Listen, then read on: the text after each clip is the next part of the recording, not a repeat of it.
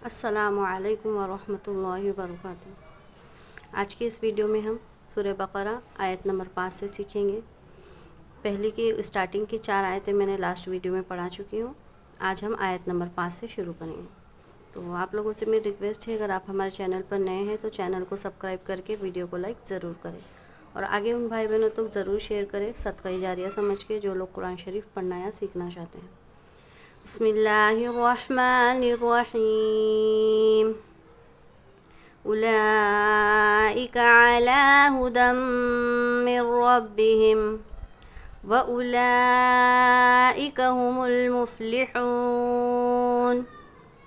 हमज़ा पर पेश की हरकत है, इसको जल्दी पढ़ेंगे। लाम पर खड़ा ज़बर है। खड़ा ज़बर जो है हुरूफ़ मद्दा है।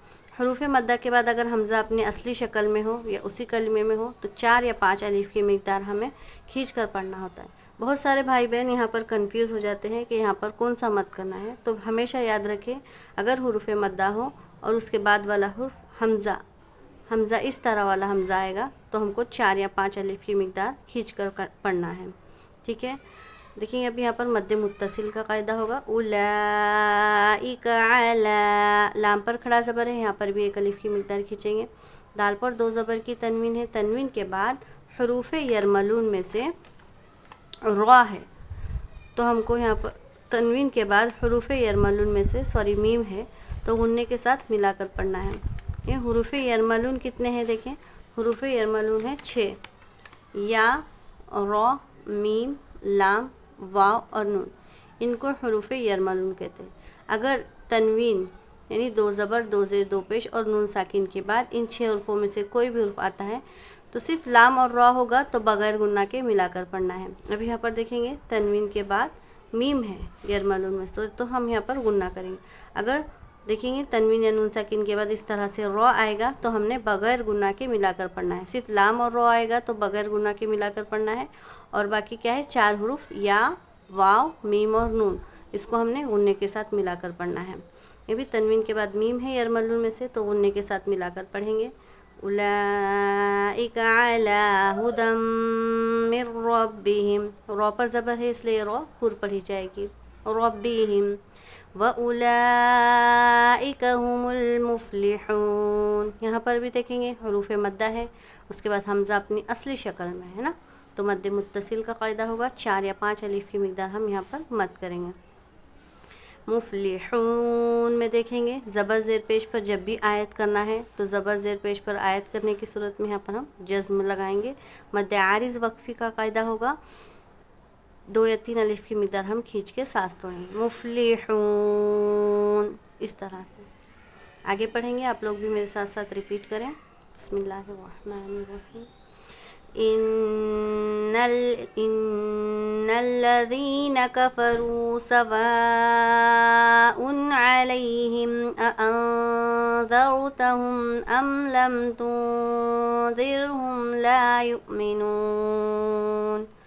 इन्नल्लज़ीना, नून पर क्या है, तशदीद है। हमेशा याद रखें, पूरे कुरान शरीफ में जब भी नून और मीम पर तशदीद आता है तो उसको हमने गुन्ना करना है। गुन्ना यानी क्या, नाक में थोड़ी देर आवाज़ को रोकेंगे, होल्ड करेंगे कुछ सेकंड के लिए। ऐसे बहुत सारे लोग क्या पढ़ते हैं, बिगनर्स, इन्नल्लज़ीना पढ़ के आगे जाते हैं। ऐसा नहीं पढ़ना है, बल्कि कुछ देर हम उसको नाक में आवाज़ को रोकना है। इन्नल्लज़ीना, ज़बान की नोक को जब ये दाल अदा करेंगे, दोनों दांतों के दरमियान हमारी ज़बान की नोक होनी चाहिए।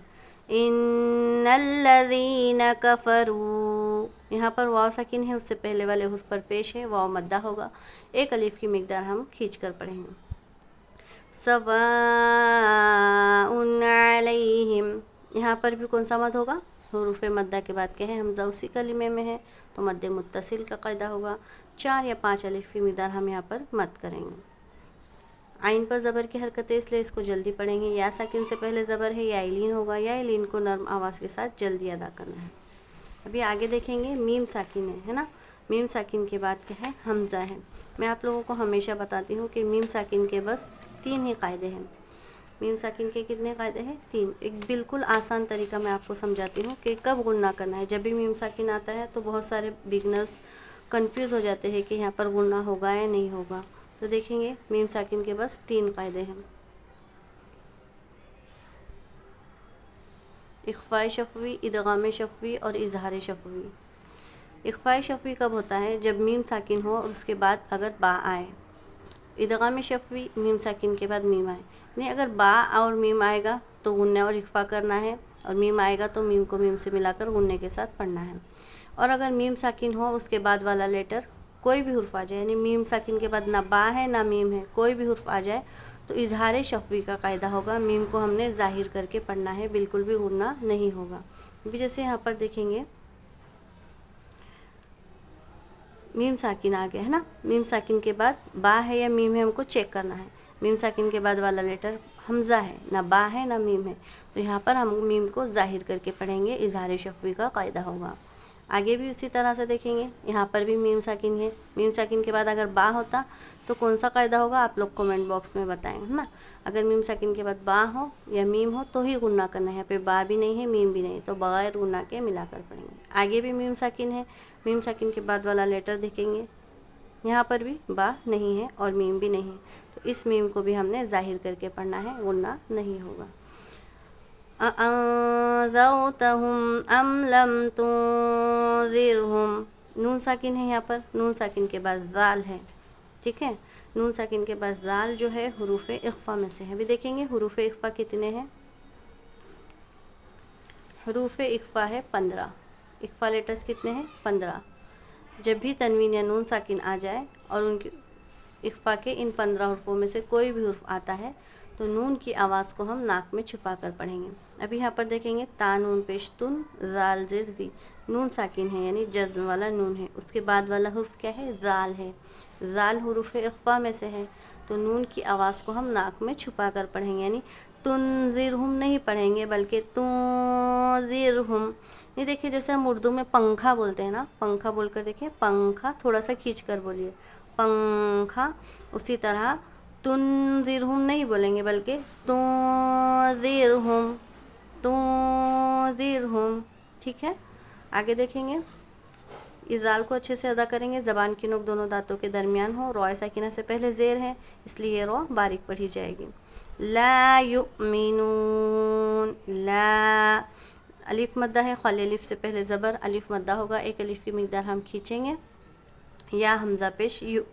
دیکھیں اکثر لوگ اس کو کیا پڑھتے ہیں؟ لا یؤمنون پڑھتے ہیں نا، تو یؤمنون نہیں پڑھیں گے، جب بھی حمزہ پر جزم آئے گا تو حمزہ ساکنہ کے پڑھنے میں ہم کو جھٹکا دے کر پڑھنا ہے، یعنی لا یؤمنون۔ جب ہم کو ہچکی آتی ہے نا، ہچکی آتے وقت جو آواز نکلتی ہے نا اسی طرح جھٹکا ہوتا ہے، لیکن لا یؤمنون نہیں پڑھیں گے، لا یؤمنون،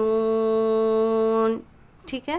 آگے پڑھیں گے، آخری آیت ہے، پہلا رکوع کی آخری آیت ہم ختم کر کے انشاءاللہ ویڈیو ختم کر دیں گے۔ ختم اللہ علی قلوبہم وعلی سمعہم وعلی ابصارہم غشاوۃ ولہم عذاب عظیم۔ تو چلے سیکھتے ہیں ابھی ہم۔ خا تا زبر، خا پر زبر ہے، تا پر بھی زبر ہے، اس لیے اس کو جلدی پڑھیں گے۔ میم کو لام کے ساتھ ملائیں گے۔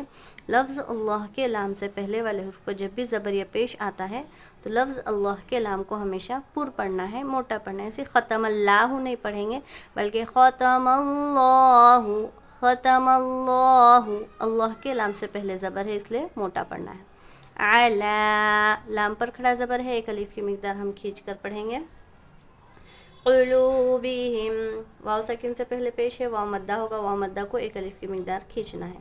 میم ساکن آ گیا، فوراً اس کے بعد والا حرف چیک کریں گے کہ با ہے یا میم ہے، با بھی نہیں ہے میم بھی نہیں، کوئی بھی حرف آ جائے میم ساکن کے بعد تو اس میم کو ظاہر کرنا ہے، بالکل بھی غنہ نہیں ہوگا۔ قلوبہم وعلی، لام پر کھڑا زبر ہے، ایک الف کی مقدار کھینچیں گے۔ سمعہم، یہاں پر بھی میم ساکن آ گیا یعنی جزم والا میم، بعد والا حرف دیکھیں گے با ہے یا میم ہے، با یا میم کے علاوہ کوئی بھی حرف آئے گا یعنی اس میم میں ہم کو غنہ نہیں کرنا ہے، ظاہر کر کے پڑھیں گے۔ سمعہم وعلی ابصارہم وعلی، لام پر کیا ہے؟ کھڑا زبر ہے یعنی حروف مدہ۔ حروف مدہ کے بعد میں نے آپ لوگوں کو بتائی تھی کہ اگر حمزہ اپنی اس طرح سے شکل میں آئے گا، اصلی شکل میں آئے گا تو 4 یا 5 الف کی مقدار ہمیں کھینچ کر پڑھنا ہوتا ہے، مد متصل کا قاعدہ ہوتا ہے۔ یہاں پر دیکھیں گے حروف مدہ کے بعد یہ والا حمزہ ہے نا جس کو ہم الف کہتے ہیں، اگر حرکت آ گئی تو وہ حمزہ ہو گیا، ایسا والا حمزہ آئے گا تو مد منفصل کا قاعدہ ہوگا، 2 یا 3 الف کی مقدار ہم یہاں پر کھینچیں گے، مد کریں گے، ٹھیک ہے۔ مجھے امید ہے آپ کو مد کے قاعدے اچھے سے سمجھ میں آ گئے ہوں گے، اگر نہیں بھی سمجھا ہو تو ایک مرتبہ کامنٹ باکس میں ضرور بتائیں۔ ابصارہم، اب کیا پڑھنا ہے؟ حمزہ با زبر اب، یہاں پر با پر جزم ہے اس لیے اس کو قلقلہ کریں گے۔ دیکھیں گے حروف قلقلہ 5 ہیں، قاف، طا، با، جیم اور دال۔ جب بھی ان 5 حروفوں میں سے کسی حرف پر جزم آتا ہے اس کو پڑھتے وقت جو ہے اس کے مخارج ٹکر کھا کر الگ ہو جائیں گے۔ دیکھیں با پر جزم ہے، با حروف قلقلہ میں سے ہے، اس لیے اس کو پڑھیں گے تو قلقلہ کریں گے۔ قلقلہ یعنی کہ اس کے جو پڑھیں گے تو اس کے حروف میں ٹکراؤ ہوگا۔ اب اس طرح سے ابصارہم غشاوۃ ولہم عذاب عظیم۔ ایک مرتبہ پورا سبق اچھے سے پڑھ لیں گے، آپ لوگ بھی میرے ساتھ ساتھ پڑھیں۔ بسم اللہ الرحمن الرحیم، اولئک علی ھدی من ربہم واولئک ھم المفلحون۔ ان الذین کفروا سواء علیہم اانذرتہم ام لم تنذرہم لا یؤمنون۔ ختم اللہ علی قلوبہم وعلی سمعہم وعلی ابصارہم غشاوۃ ولہم عذاب عظیم۔ تو الحمدللہ ایک رکوع پورا مکمل ہم نے تجوید کے ساتھ سیکھے ہیں۔ آپ لوگ اسی طرح قرآن شریف تجوید کے ساتھ پڑھنا چاہتے ہیں تو ویڈیو کو لائک کر کے ہمارے چینل کو ضرور سبسکرائب کریں۔ السلام علیکم ورحمۃ اللہ وبرکاتہ۔